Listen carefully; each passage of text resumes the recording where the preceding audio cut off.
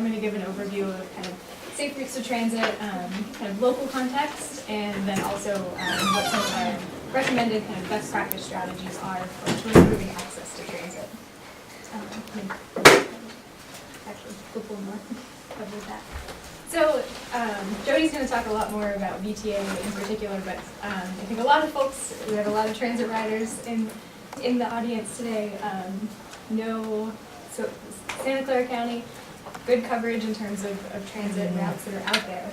It's a very large county with a lot of kind of downtown cores and then a lot of suburban areas. And so the light rail and then the bus service that's out there, this is just to give kind of an overview in terms of context as to what the system really is. So mapping the county. In terms of how people actually commute in Santa Clara County today, I wanted to share a couple of kind of statistics, both nationally and then locally, to give you an idea of where Santa Clara County and San Jose fall in terms of share of commuters that ride transit and walk and bike. And so you can see, I'm going to use maybe a pointer, see if it gets any brighter. But in terms of major U.S. cities, the proportion of people that commute by walking, biking, and transit is actually pretty large. So you have about 17% of the population on average in U.S. cities that take transit. In Santa Clara County, that number is significantly lower, so roughly 3.5%. So this, I think, is interesting because it really shows that we have a lot of room to grow, and so improving access to transit within the county can be one way to increase these ridership numbers. So in terms of how many people are actually riding, these are kind of yearly riderships, a snapshot of yearly ridership for both Caltrain and VTA since the kind of the 80s in terms of VTA and the late 90s for Caltrain. So you can see, I exaggerated the scale, so these look like much steeper changes than what's actually happening. But overall, you see kind of growth through the dot-com bubble through 2008, 2009, and then there was a little bit of a dip for Caltrain, and then we've been very significantly climbing since that point. So Caltrain ridership almost monthly reaches an all-time high if you follow the news, so that's been great, exciting things in terms of the number of riders. For those of you who might ride Caltrain, that means you probably don't always have a seat. So I commute every once in a while into San Francisco, and there are a few spots where it's a little bit tricky in terms of getting a seat. So we're excited to see a lot of people out there using the transit system. For VTA, these are bus numbers in gray, and then the additional increment is the light rail ridership. And so you can see, again, with the dot-com bubble in the early 2000s, things dropping, and then slowly building back up again until 2008, 2009, when the economy slumped, and then some decreases since then. And then we'd expect this to kind of start to pick back up as the economy continues to build in the economy as well. So I'm going to run through the next couple slides, highlight some of the key issues in terms of barriers to getting to transit. So this is one example of an auto-oriented light rail station near the Great Mall. So has anybody used this, been out there? Great. So feel free to add additional comments too. The light rail system was built, and when it was actually implemented, it runs down the center of, at this point, kind of Tasman Drive as it transitions to Great Mall Parkway. And so the station's in the center of the roadway. So for folks who kind of are coming from the apartments, you really need to cross several major streets to get into the station. So that's one kind of big hurdle, is in terms of just getting into the station. It takes a while to navigate kind of through those areas, and it doesn't really feel like a great place to walk or bike a lot of the time. So that's kind of one thing. Another is in terms of the amount of parking that's provided. So there's a balance. Rob's presentation earlier this morning, for anybody who was in the earlier session about right-sizing parking, is an important component. So we need to balance the ability to provide parking for those folks who need to drive to the stations, but then not have so much that we're using valuable real estate to oversupply parking. So kind of minimizing and providing just enough parking is one thing that we're looking to make sure is happening to be able to provide access to the station. The other kind of major barrier is in terms of accessing adjacent parcels. So Milpitas, North San Jose have great examples of large suburban office campuses with big parking lots kind of surrounding the main core of the buildings. And so that is a significant hurdle for people who are trying to get into the building.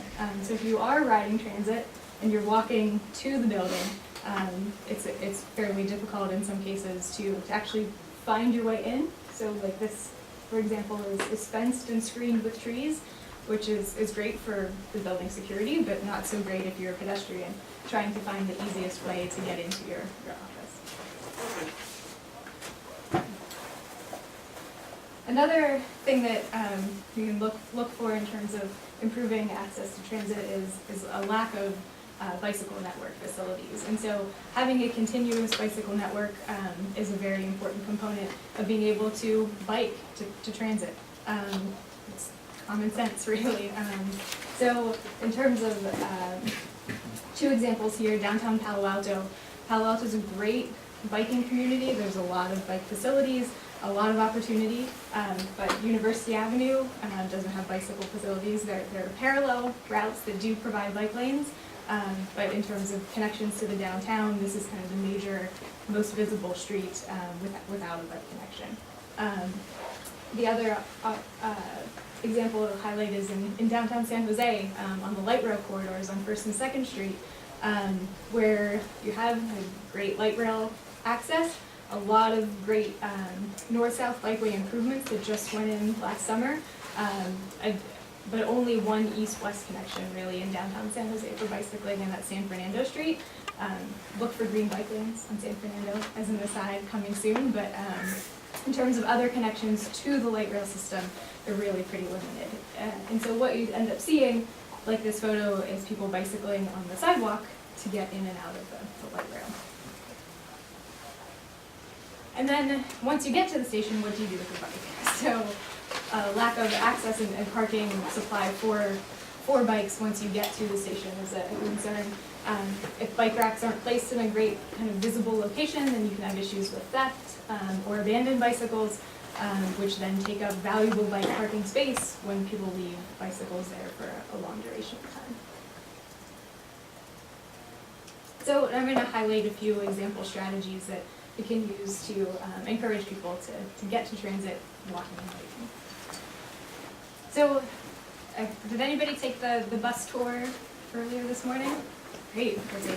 So, and Jody's going to talk more about BRT, but one example project that's moving forward, both in Santa Clara County and then beyond through San Mateo, is the Grand Boulevard Initiative. And so looking at transforming access on the street, access to and then the actual street itself to provide improved transit, and it comes with it improvements like widening sidewalks and providing bike lanes, and then providing designated bus lanes to improve the user experience and access to the station.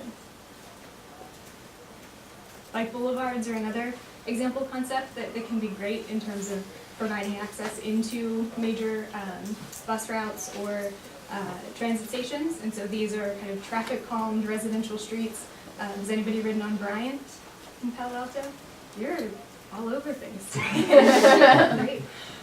So Bryant Street is one local example of a bike boulevard where we have kind of periodic street closures for traffic, and then bikes have through accessibility, so it really becomes a bike priority street. You limit the number of times a bicyclist has to stop, so it really conserves energy. So for anybody who rides, that definitely helps a lot in terms of getting to your destination and not being sweaty.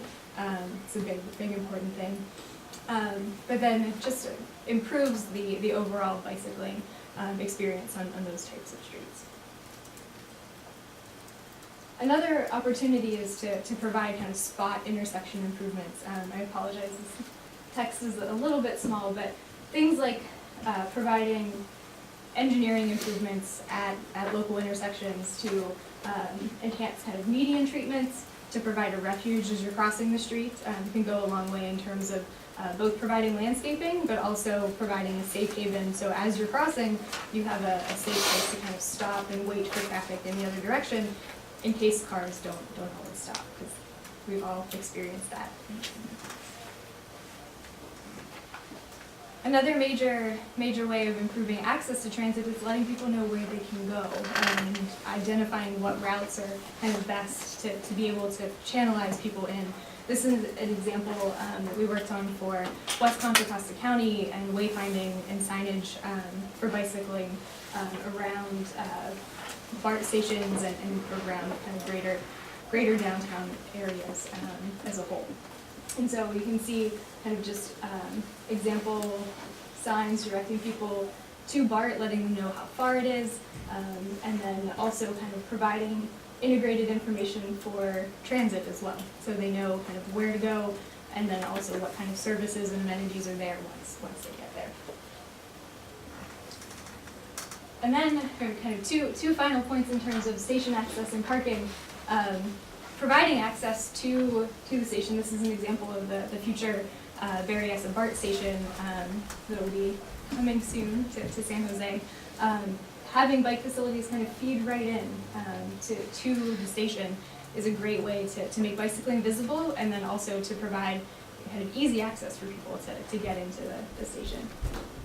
And then Colin's going to talk a lot more about Diridon, but this is near and dear to my heart. I live right over by the station, so I wanted to throw this in here as well. But transit-oriented development and land use near the station is a great way of encouraging people to use transit, because you're able to walk and bike to the station from your home or your destination. So Sandra earlier did a survey of how many people live within walking distance to the station, and you can see not many, but providing land uses like this kind of clustered around the station is a great way of encouraging people who are moving into Silicon Valley or current residents who want access to stations kind of at their doorstep to be able to have that option. And then transit stop improvements. Actually, the amenities that are provided at the station itself, this is the 1st and 2nd Street corridors in San Jose in downtown for light rail. Having kind of benches, pedestrian scale lighting, interesting storefronts. Starbucks is always interesting for people watching, especially this one in San Jose if you've ever been there.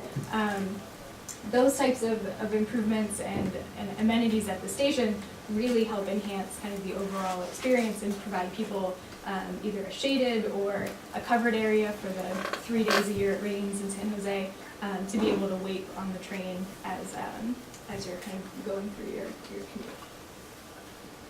And then providing kind of good parking options. These are examples from Berkeley and El Cerrito of a bike station. Has anybody used a bike station before? Great. So this is a secure membership-based bike parking area near the Berkeley BART station where you can drop your bike off and park it. You have a key card access to get in, and makes it really convenient for a place to park your bike and really safe in terms of feeling comfortable leaving your bike there rather than on the street or locked on a rack. And then and then the lockers in El Cerrito, these are provided in many stations around the South Bay as well, but provide another opportunity for secure bike parking. And then making sure you have short-term spaces available for bikes as well. These are racks from Palo Alto. If anybody's seen the bike arc racks, take up less space because the bike is angled. And for those of us who may not have as much upper body strength, make it really easy to kind of roll it up into the rack and lock it. So those are kind of nice examples of space efficient, but still easy to use bike parking. And then the in-street bike corral in San Francisco is one example. These are kind of been popping up around the South Bay as well. But converting a parking space to bike parking. So where you would have been able to fit one car parking space, you can then fit 8 to 10 bike parking spaces. Really provides an opportunity to have a larger supply of bike parking. And then onboard access is kind of the wrapping up point. So once you get to the station, once you get on transit, can you take your bike and what do you do with it? So Caltrain's bike cars, capacity issues aside, these are kind of one of the few transit systems in the country that really provide good bike access on board. And so if you've ever taken a bike on Caltrain, it's a fun experience that I would strongly recommend trying in the noon hour, your first time, or on the weekend, but still really provides a great opportunity to transport yourself with a bike to be able to kind of lengthen the distance you can cover on either end. And then the VTA light rail cars also have room for bikes as well to hang up in each car. And with that, those are kind of the major strategies in terms of what we can do to improve access to transit. We'll turn over to Colin to talk about the Fehr station. Hi everybody. So, pardon me, I'm going to use a little bit of a script, but try to talk to you. I'm here today to talk about the Diridon Station Area Plan. As you know, specifically how the Bicycle Coalition got involved in it, what's currently envisioned in the plan, and then what the next steps are with the plan. Diridon Station, probably most here know, is the big transit station in downtown San Jose. So we got involved in Diridon Station as part of a collaboration called the Great Communities Collaborative. It's led by Greenbelt Alliance here in San Jose, and then SVBC and working partnerships join in. The Great Communities Collaborative is a San Francisco Bay Area organization trying to ensure that we have healthy, thriving neighborhoods, essentially. We're trying to make the Bay Area more attractive, healthy, fun, and less reliant upon cars overall. So what does this have to do with bikes? Well, SVBC exists to get more people on bikes, not necessarily to affect zoning and land use patterns, but we find that these things are inextricably linked. So, talking with Greenbelt Alliance and working partnerships, we came up with some shared goals. Connected bike and pedestrian network is very important. I'm not talking about bike lanes to nowhere or sidewalks that are put in to appease the city when you're doing new development. We're talking about actual connected, usable networks so you can get from point A to point B on foot or by bike. Innovative parking policies, that's to both control the number of cars driving through a given neighborhood and also the number of cars that are left on the streets parked. And then a broad and diverse base of community support. It includes businesses, residents, perhaps future residents in this case, transit users, visitors, everybody that might go to or transfer through the space. So here's the map. I've tried to enhance it for visibility's sake. There's Diridon. Oh, I got the lightsaber. There's Diridon in the center, and we're basically talking about a half-mile radius around for the Diridon Station Area Plan. The site itself, can you go next slide? The site itself is 250 acres. We have a lot of existing transit, as we know, all these here, with 5,800 passengers average weekday ridership for Caltrain alone. And then proposed transit, there's a lot more coming. BART, bus rapid transit, high-speed rail. So in this plan, and this is, I've got it here if anybody wants to look later, the Diridon Station Area Plan. This is what's been proposed thus far. They're looking at a lot of commercial and light industrial use, about 5 million square feet. Retails and restaurants, 500,000 square feet. 2,500 residential units, 900 hotel rooms, a 3,200 seat ballpark. So as you can see, when we're talking about safe routes to transit, we're not just talking about the transit station itself. We're talking about all that's going on around, especially as our region works towards a transit-oriented development model. It means that where there's transit, there's going to be life, business, recreation, people living there. So we want to make sure that opportunities to bike in and out, walk in and out, and then within the development itself are abundant. Now, there we go. We also we want to see the development reflect what's already a priority in San Jose. So San Jose Bike Plan 2020 calls for 500-mile bike-way network. That's 400 miles of on-street bike lanes and paths, and then another 100 miles of trails, which are generally on parklands like Guadalupe River Trail. They want to install 5,000 bicycle parking spaces, addressing what Nikki was talking about, because it really is important. If you get somewhere and you can't walk your bike up safely, you're not going to take your bike. Meanwhile, we want to reduce the cycling collision rate by 50%. So that involves a lot of education, outreach, both to cyclists and motorists. So they were installing these connected bike networks, that people are actually using them correctly, riding the right way, and being safe in traffic. And then San Jose currently is a bronze level bicycle-friendly community, which is a national certification, and they want to go up to gold status, which we fully support. Also in the city's general plan, there's a lot of ambitious mode share goals. When we talk mode share, we mean your mode of travel, car, carpool, bike, bus, whatever.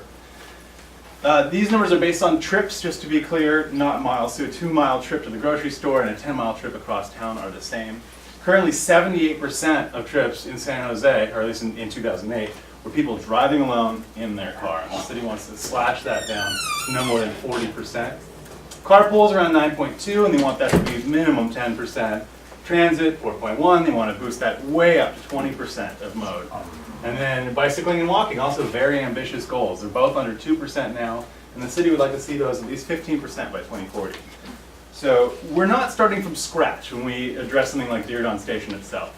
We're just building upon goals that the city's already agreed on through a lot of community outreach, and we're just trying to make sure that they stick with these goals and they integrate these goals into their future planning. So one of the most obvious steps to getting people on foot and on bike is to make the area attractive to do so.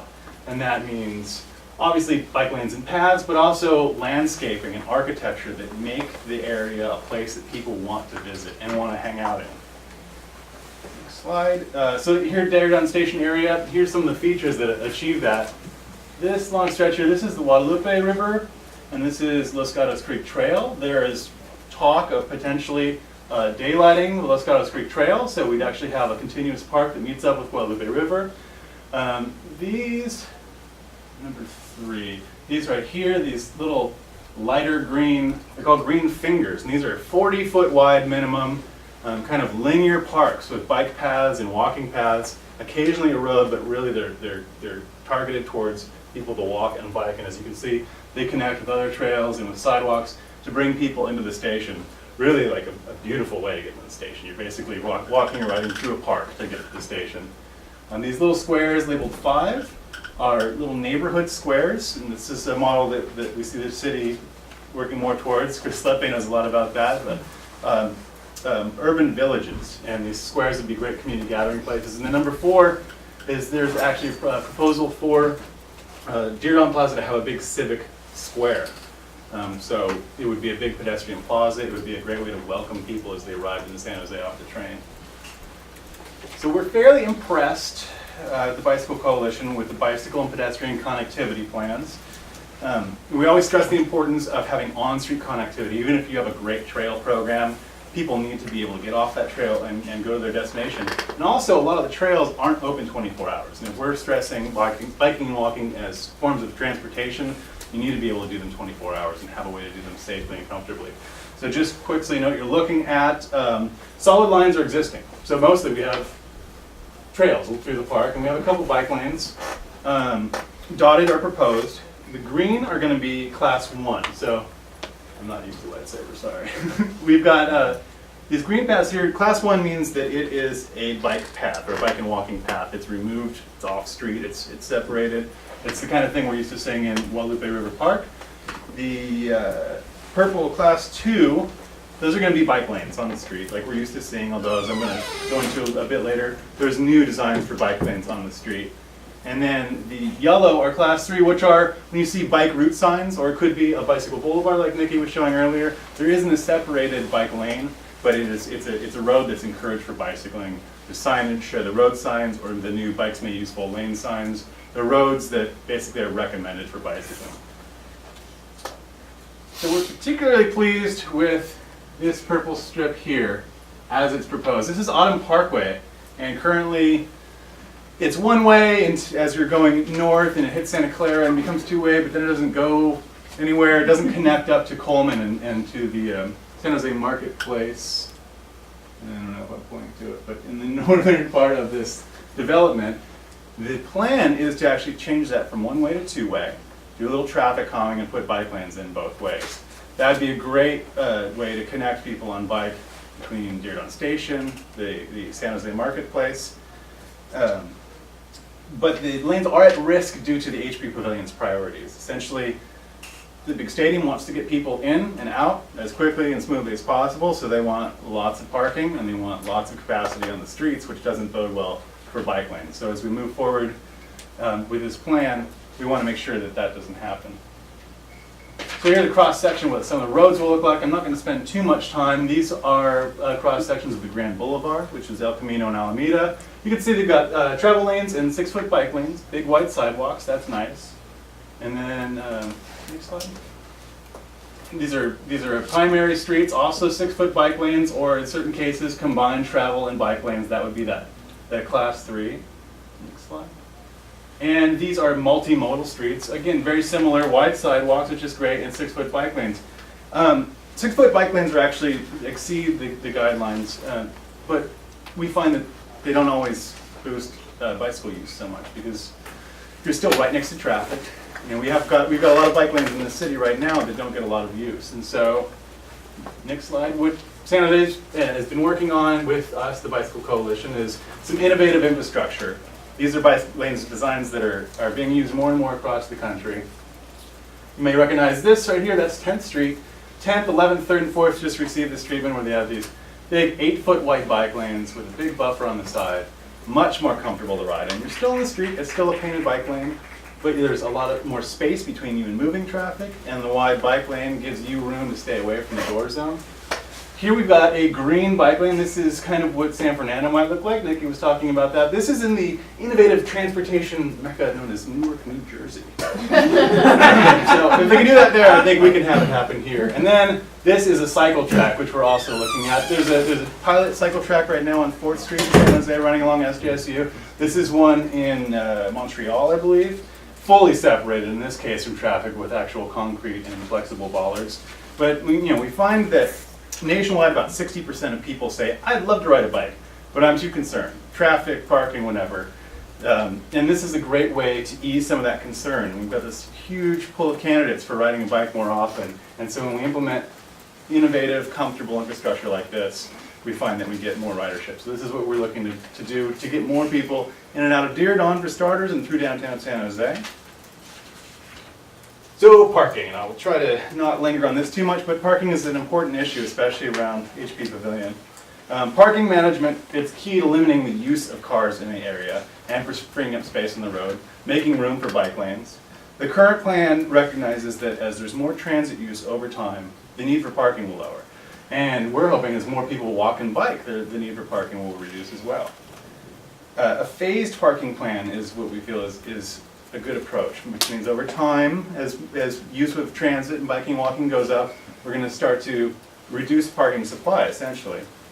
So our group, the Great Communities Collaborative, suggests that the portion of parking that's now underutilized in the station area and in downtown San Jose, probably seeing the electric signs that show how many empty parking spots there are available, there's always empty parking spots available. So we're suggesting we can use that underutilized parking, credit it towards the parking requirements of all the new developments. Parking can be right-sized that way, and we can have adequate without excessive parking supply. An excess of parking supply has a detrimental effect on connectivity, so we're really stressing parking demand management, transportation demand management, and having the same group or person oversee all that. There's a lot of TDM, transportation demand management strategies outlined in here. They're all maybes. Maybe we could do this, maybe we could do that. We really feel that it's most important to address parking demand rather than parking supply. For instance, baseball parking can be accommodated using all those excess spots downtown, and then people are parking near the shops and the restaurants, and they're spending money. And then they can walk or bike or take a shuttle service to get to the baseball field. Here's some of the projected demand for parking. As you can see, the development demand brings in about 10,000 parking spot needs. So it's our goal, and hopefully we can get some people in this room to help us do it, to push for more innovative bike and ped-oriented solutions to lower that demand so that we don't have to build big, ugly, land-consuming parking lots. And I will sum up now. So our partners and us, we believe that placemaking is a powerful economic generator, that focusing on making this Deargon Station area is going to be a great way to bring money into the area, to make it an attractive place for people to live and really boost the city. A complete pedestrian and bicycle network can make the area more accessible to a greater number of people, I think it's pretty clear, and just a better place to be. Focusing in parks and creeks are going to make it an attractive place for families. Parking and transportation demand, it's going to prevent a need for huge streets and ugly parking structures like I just mentioned. And then making the area a vibrant place with a mixture of uses, and I did not get too much into land use, but if you'd like to talk more about it, see me afterwards. But having a combination of office, light industrial, residential, retail, businesses, restaurants, you're going to have a broad base of support, and it's going to be a really healthy, thriving neighborhood. Quick list of next steps on the next slide.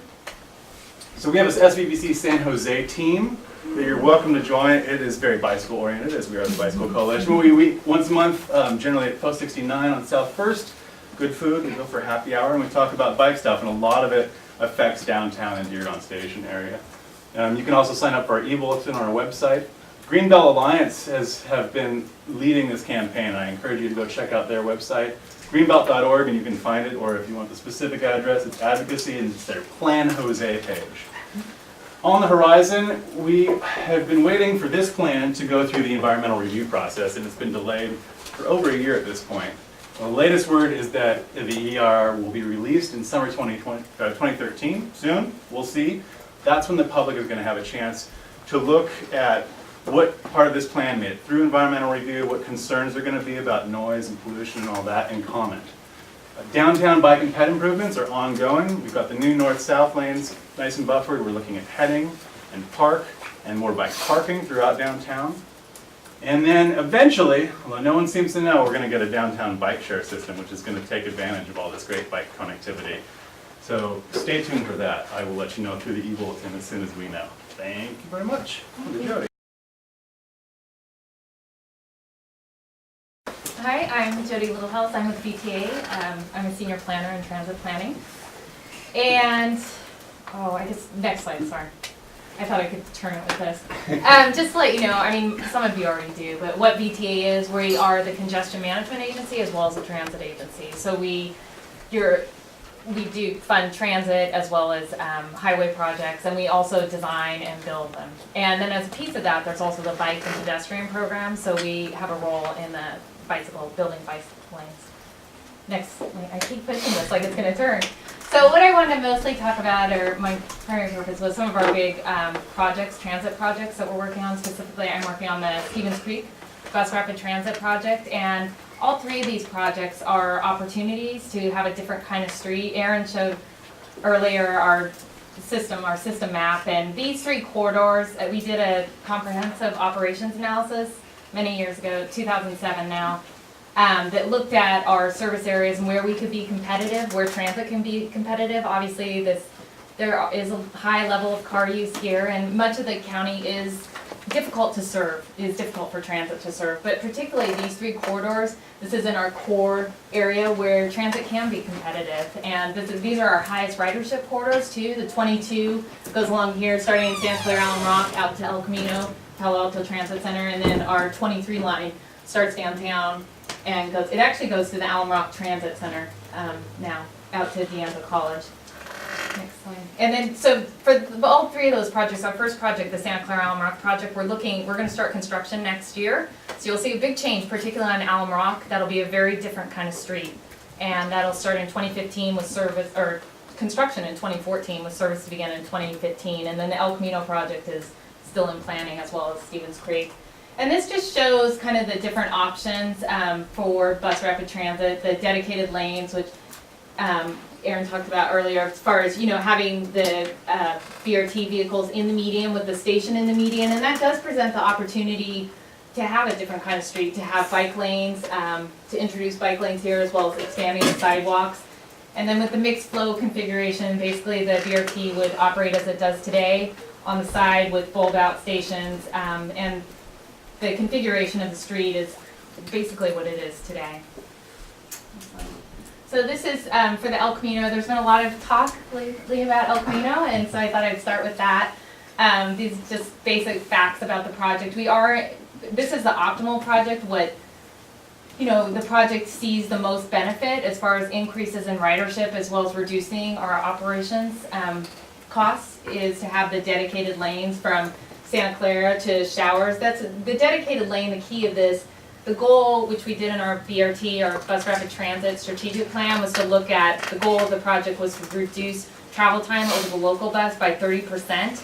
And that's where the dedicated lanes come in. This is the area where there's the most congestion, the most traffic. And in order for the bus to achieve that travel time savings, we need the dedicated lanes.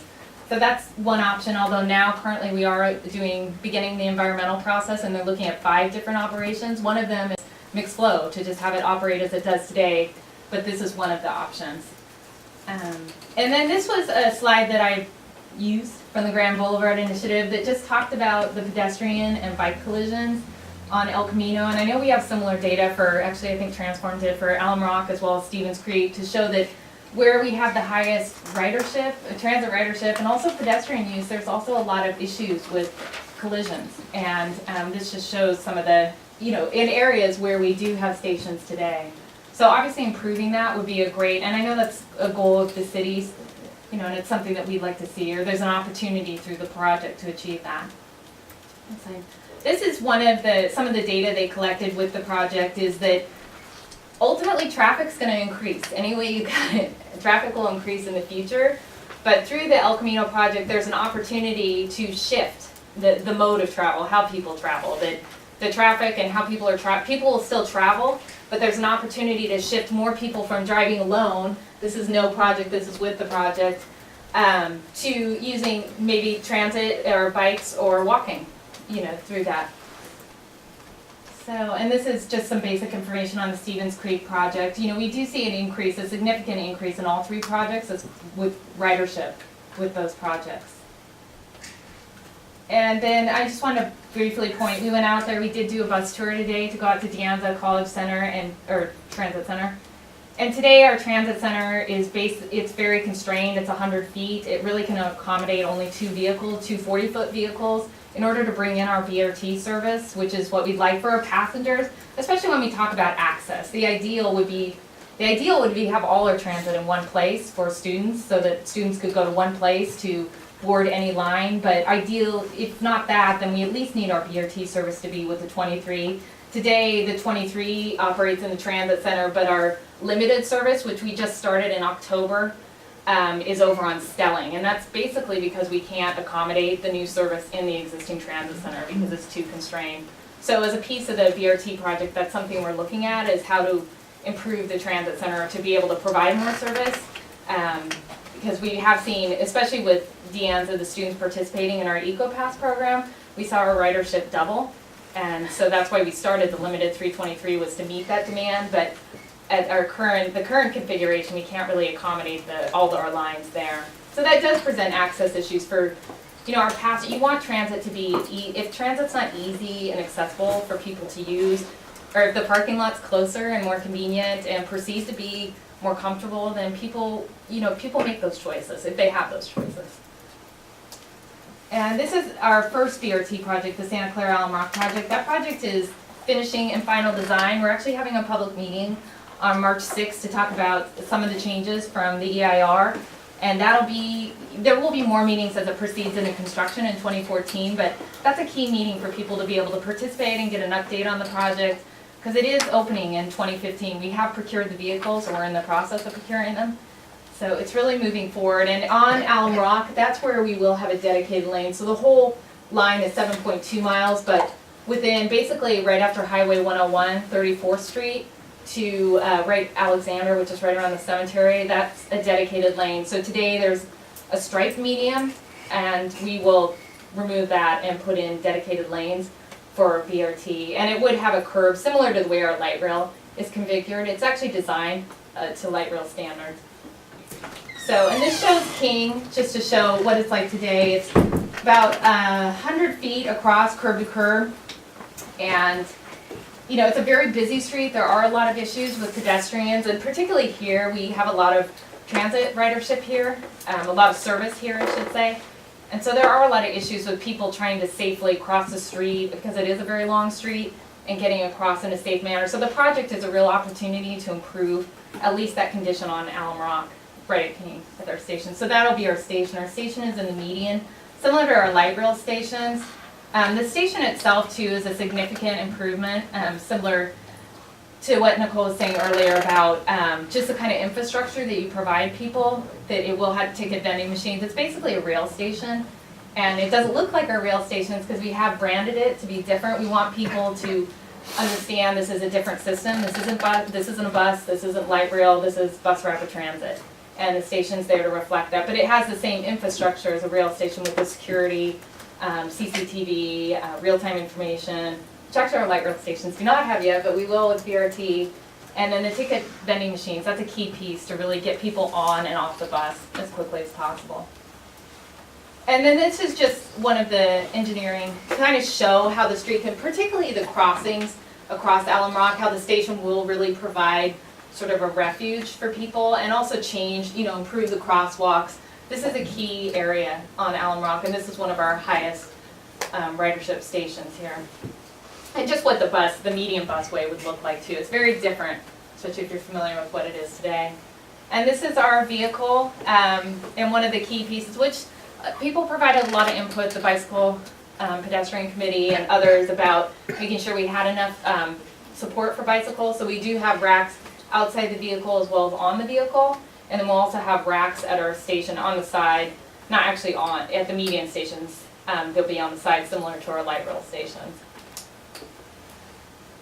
And then this, just to talk a little bit about one of our other projects, the Light Rail Transit Efficiency Project. And a key part that's really about improving our system. The focus for VTA in the future is really to not only keep our existing riders, but attract new riders and to make our system faster. That's something we hear over and over. And the Bus Rapid Transit program is a key piece of that, to really put our resources, our limited resources, into areas where we can achieve increased ridership. And the Light Rail Transit Efficiency Project is also a piece of that, as far as improving our light rail system to attract new riders and meet the demand that's there. And as a piece of that study, we are going to do an access study of how people get to our stations, and Fehr and Peers will actually be doing that to look at the barriers that are there. I mean, I can say our office is on North First, and a lot of those employers do have big parking lots in front of the station. So, how we can work within the existing system to maybe improve people's access to the station, as well as meet, whatever other needs are there. And then VTP, our Valley Transportation Plan. One of the key pieces of this, it's a new emphasis, is kind of looking at multimodal, so not just, car or transit, but also pedestrian and bike facilities. And there's a lot of money that's being sort of at least proposed to address some of those needs. The bicycle expenditure program, as well as pedestrian, what they call pedestrian environment improvements. So looking how, we can improve the environment for pedestrians. And, our community and design transportation program, just looking at ways that we can make it easier for people to get to transit.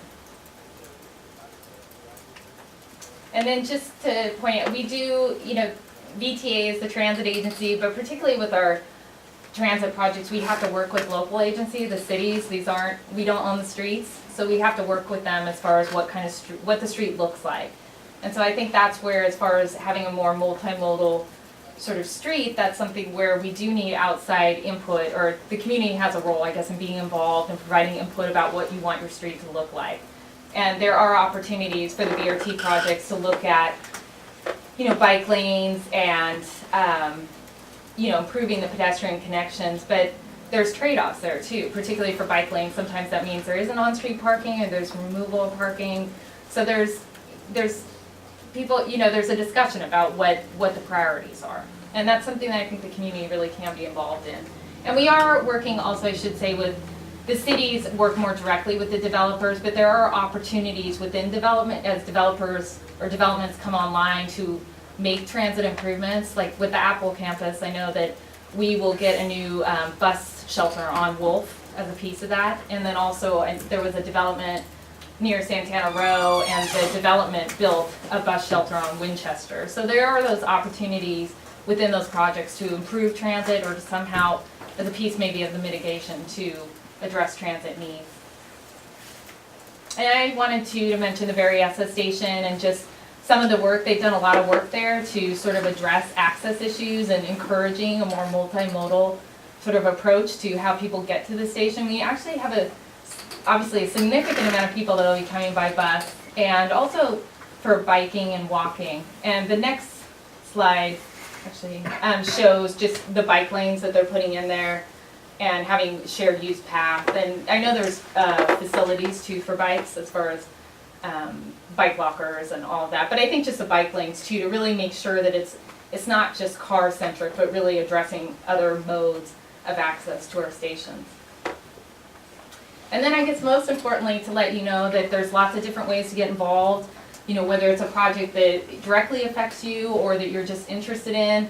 You know, we're a public agency. We work for you, and it's public money, and it's important that people know that they can comment and participate, and that there's different ways to participate.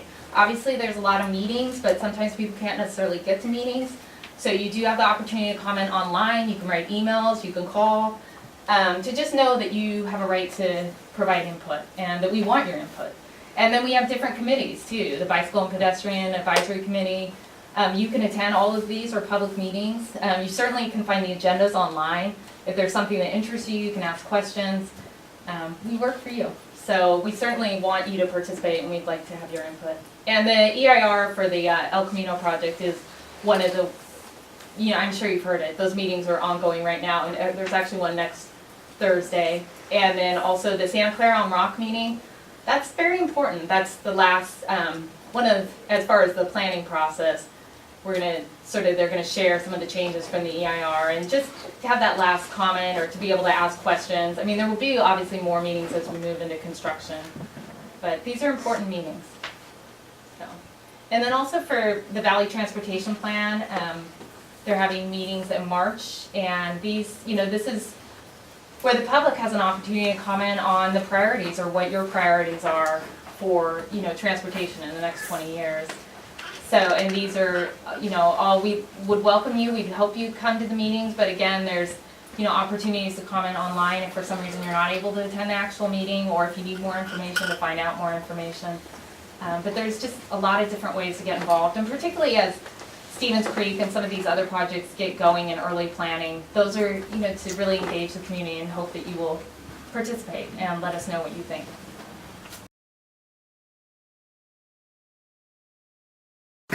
I'm curious what you guys think, what will happen with Google cars. And when Google cars are a service, not necessarily, not, so a Google car would be you don't have to have a driver, you just get in it and it takes you wherever you want to go automatically, punch it in. But beyond owning one of these, one could subscribe to the service, so you don't have to own the DVD, you just get them on Netflix on demand. I'm really curious what VTA thinks about the future of El Camino when lanes can be smaller. You know, right now you've got 11 and 12-foot lanes on El Camino in your pictures, but they can. My understanding is the lanes can be much smaller with the predominance of Google cars. What do you think? Good question. I think there are kind of two aspects.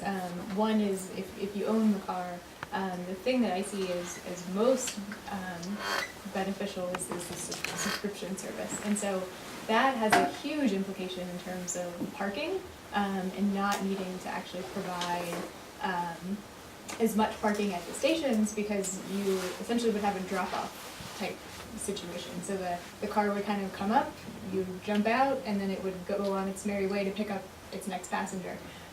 So that, I think, just completely transforms the entirety of the built environment.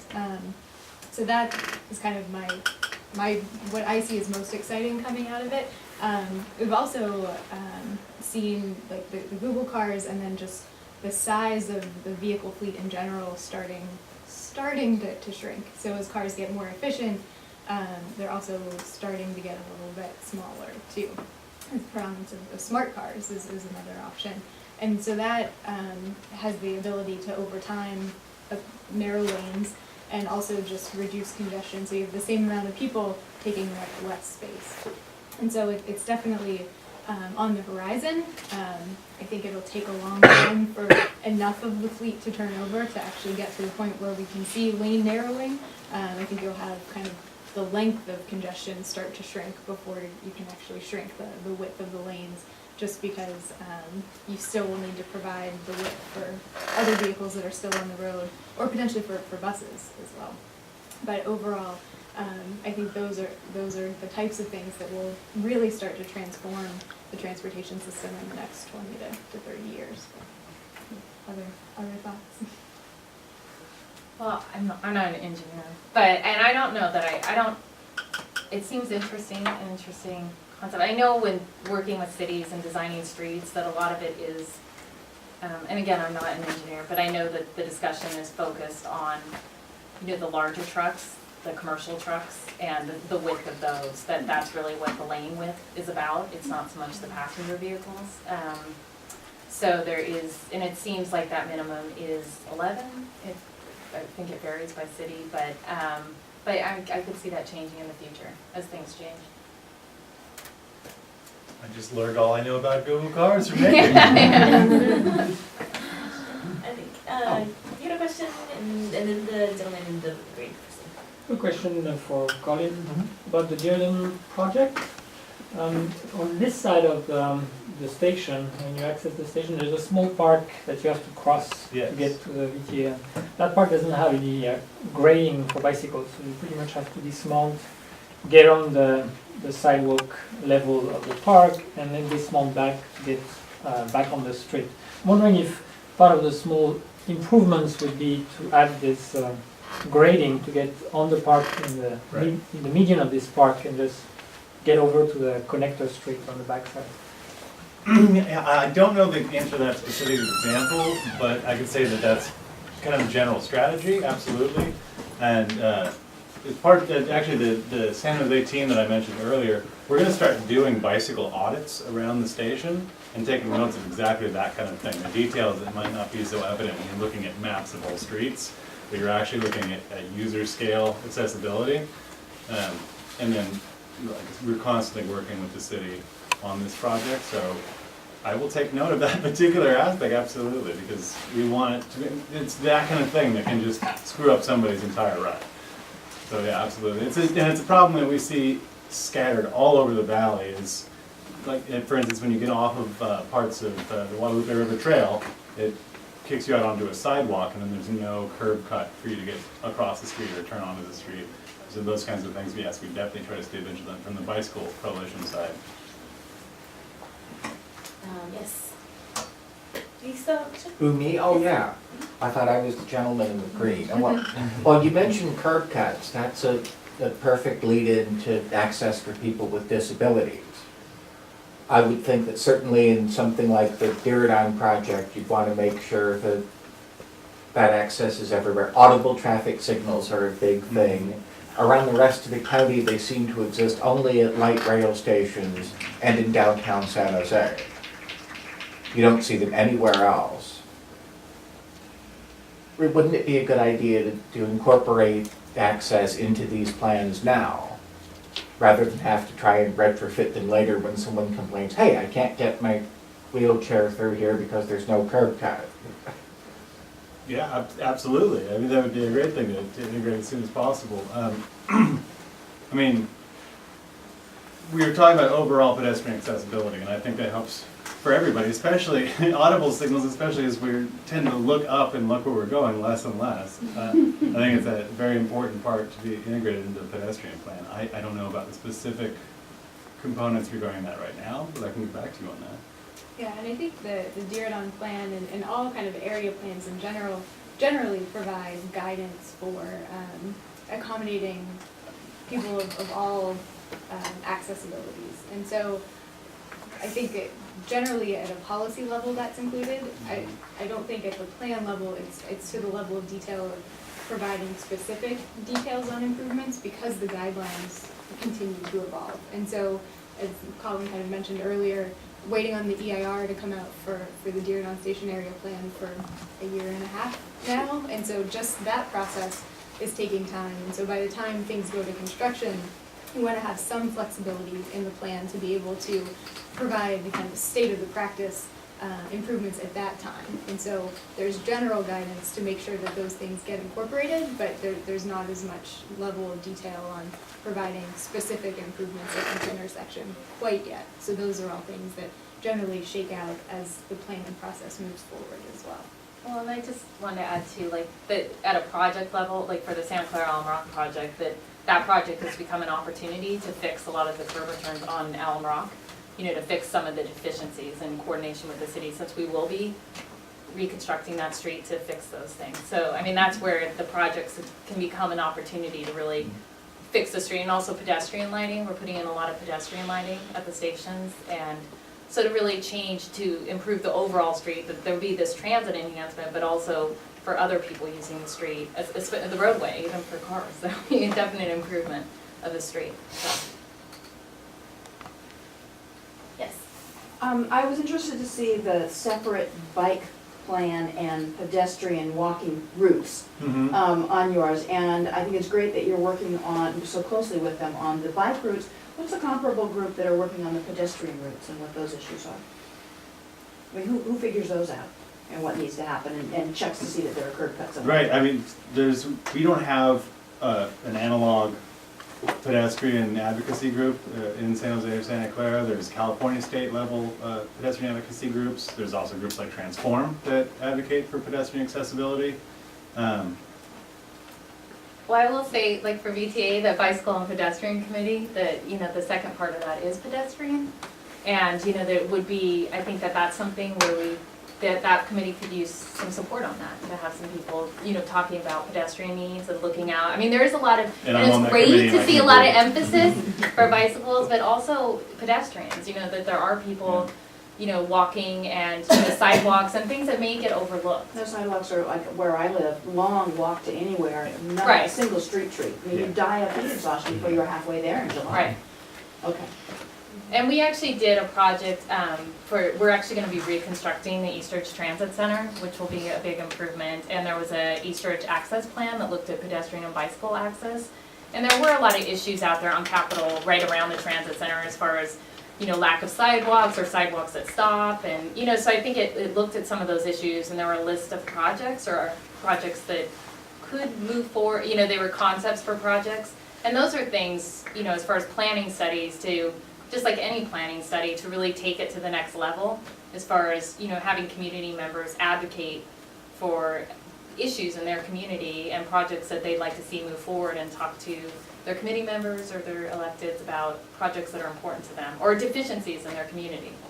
Because that's how, you know, you identify those projects or those things that are needed. Yes. Hi. Given the phasing of the BRT projects, I'm curious if you have any kind of lessons learned from outreach and engagement to kind of build civic knowledge on these projects that you might suggest, particularly given the timeline, and that ultimately, specifically in cities that our elected officials may be transitioning out of their current position, how you kind of get them involved versus kind of gearing the next round of council members up and just your community in general. I think, particularly with the Santa Clara Alum Rock project, as it's, you know, moving into construction and coming online, that, you know, it was great to see so many, in the last couple of years, to see more community members engaged, and particularly Transform, Silicon Valley Leadership Group, Spur, to really talk about, you know, to make the connection between the general plans, you know, what the cities have a desire, or the vision for a different kind of city, and the link to transit, and to engage people in sort of advocating for good transit. Because I think the pressures, there's different pressures on staff members and electeds from different communities, and I think sometimes that as far as really implementing the vision, that sometimes that people being engaged hasn't always been there. I think it's changing. So I think having people more involved in the process and really advocating for, like today, this is a great example, you know, to have people engaged in, you know, encouraging better safe access to transit and better links to transit and pedestrian multimodal access. So I think certainly on the Santa Clara project we learned that, and then with El Camino and even Stevens Creek, getting people engaged earlier in the process. I think it is hard with transition or what you mentioned as far as the elected, different people coming into office at different times in the project, that does present challenges. I mean, I think just really working with staff, city staff, because often they're the liaison to the council, the electeds, but also making sure that you have strong advocacy within the community for a project to make sure that it stays true to that vision, particularly with the pedestrian, I guess, and the transit connections, to make sure it doesn't get compromised, so. Yes. I'm curious to know if the BRT project for Stevens Creek and El Camino will include dedicated bicycle lanes? Well, I think that's the vision for, you know, complete streets. I think that's working with the cities. Like I said, we don't own the streets, so we do have to work. And also in the case of El Camino, it's a state highway, so we have to work with Caltrans as well as the cities. But the cities have a big role in the process as far as, you know, I think that with El Camino, that, you know, that cross section that we showed does show bike lanes there. So there is an opportunity, but that does mean the removal of a travel lane or, you know, parking usually.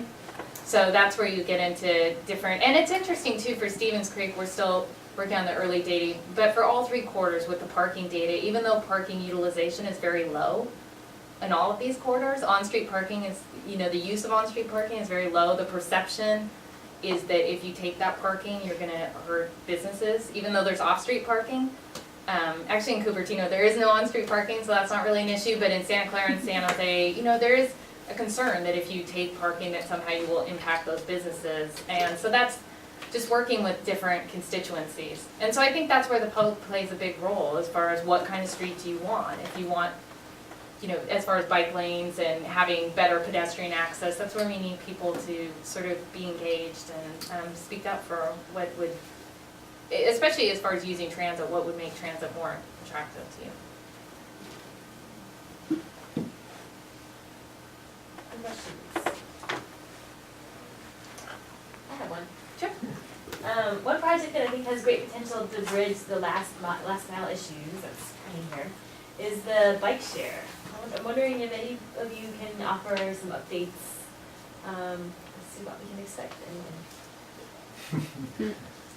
Wish I could.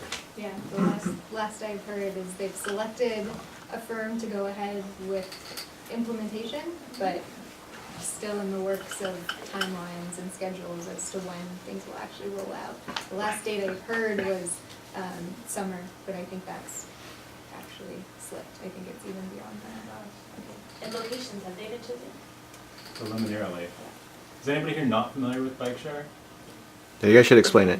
Yeah. Yeah, so bike share is cropping up all over the world, really. And in the country, we've got good examples in DC, in Denver, I think in Pittsburgh or Philly, somewhere with a P. And it's very similar to Zipcar. It's a public bicycle service where you either have a membership or you pay day to day, and you check out a bike from a hub that has several to choose from. It's generally concentrated in a downtown area, and these hubs where you park the bikes are generally fairly close to each other, 300 yards or so, so that if you bring your bike back or go to your destination and there's no parking spot, you don't have to go too far to find another parking spot. And so we're getting a regional system that's going to be placed in San Francisco, Redwood City, Palo Alto, Mountain View, and San Jose. It's all going to be one system. It's being headed up by the Bay Area Air Quality Management District and MTC, and we're really excited about it. It's going to be very much based along the Caltrain line, and so you'll get off Caltrain, and the potential is that instead of bringing your bike on Caltrain to ease some of that capacity, you'll be able to check out a bike right into your business location. It's especially useful for denser employment centers or places like HP Pavilion or retail downtown, and then you'll be able to drop that bike off, and then you're done with it. And the next person can come pick it up and use it. And just to let you guys know that the importance of advocacy again is that funding came from I guess it was the MTC and Bay Area Air Quality Management District, is that right? Mm-hmm. And was there any other funding agencies? And BTA started off with a $500,000 as well grant for a pilot project. And I think some of that funding from MTC came from the Innovative Climate Grants Program, which was a result of advocacy from groups like Transform involved at the regional level. So anyway, just another example of why it's so important to voice your opinion about these kind of things. Mm-hmm. Yeah, and so hopefully when we do get bike share, because it is coming, we've just had an excruciating series of delays, try it out and use it, and if you like it, let your politicians know, because there's not going to be a great quantity of bikes for starters, but if they know it's popular and they know you want to see more, then we'll get more bikes and make it a really functional system. And one of the funding sources, I think that funded the VTA pilot, was the Savers to Transit grant program. Was indeed. That Transform manages for MTC. And just to plant a seed in your advocate heads, we're going to be releasing another RFP this summer sometime. So all of these ideas that you have of improvements that you would like in your community to improve bicycle and pedestrian access to transit, now is the time to start talking to your local planning and transit agencies about applying for grant funds for these projects. So, yeah. Yeah, give them some good ideas. And we will have, I think we have not updated information for this new grant cycle yet on the Transform website, but you can expect that in the next one. Any more questions? Well, I think just the last thing, on the VTP 2040, that's a piece of it as far as, you know, I mean, having the public be involved in how they identify or prioritize projects.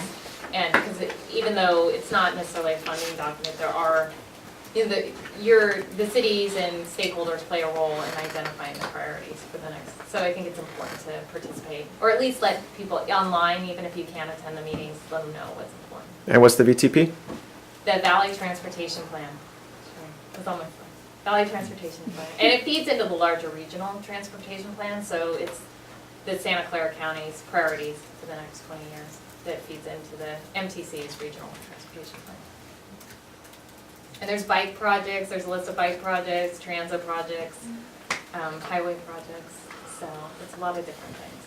Pedestrian, and I think that's a new focus too for the Valley Transportation Plan, is to have more pedestrian projects in there and ways that we can improve those first mile, last mile connections, and to really take a look at that. So it'd be great to have on that. Yes. Yeah, is there a plan to bring real-time tracking at the light rail station? It's coming. Yes, thank you for asking. Yes, it is in the works. It's hard to believe it's not here, but it is coming. It's definitely in the works. I think, you know, we actually have I think the IDs are at our bus stop, so you can actually use your phone. But the actual sign, you know, you could call the number and find out when the bus is going to be there. But there is the plan to, you know, as far as the signs and the connection, to list at our more high frequent stations. I don't know what the deadline is, but in the next year it'll be there. And definitely with the Santa Clara Almrock project, that we will have real-time information. So it is coming. That's a key piece too for as far as taking transit. You know, the ability to know when your bus is coming. We have over, I think, almost 4,000 stops, and many of our stops, because we are such a large county, are rural, and it may just be a pole. So I think the key for people that may be at those stops is the ability to call a number to find out when their bus is coming, or to maybe know that they don't have to leave home as quickly, that they have 10 minutes or 15 minutes. You know, that will be, I think, a real advantage for people taking transit. And it's also a security issue too, because if you get to the bus stop and you see, oh, I still got 20 minutes, it's dark outside. Yeah. Well, maybe I can, go to a nearby coffee shop and get a little cup of coffee or something, step in somewhere else and then come back. Right. That's going to be a nice little Yeah. amenity as far as security, as well as, being able to, take shelter somewhere else. One of the things with, if you get to a bus stop right now, the bus rapid transit stations will have plenty of shelter, but you get to a bus stop and it's maybe a pole in the ground. Yeah. And so that'll be a nice amenity for sure. Well, I think too, we are looking, in the future, doing more planning work around how we can improve some of those stops. Sometimes you're constrained by the private property surrounding that, as far as you can't necessarily put in a shelter or you can't put in a bench, but ways that you might be able, with technology or a simple pole and some lighting, to improve an area for a person. So I think that's important, to improve the transit waiting environment. Great.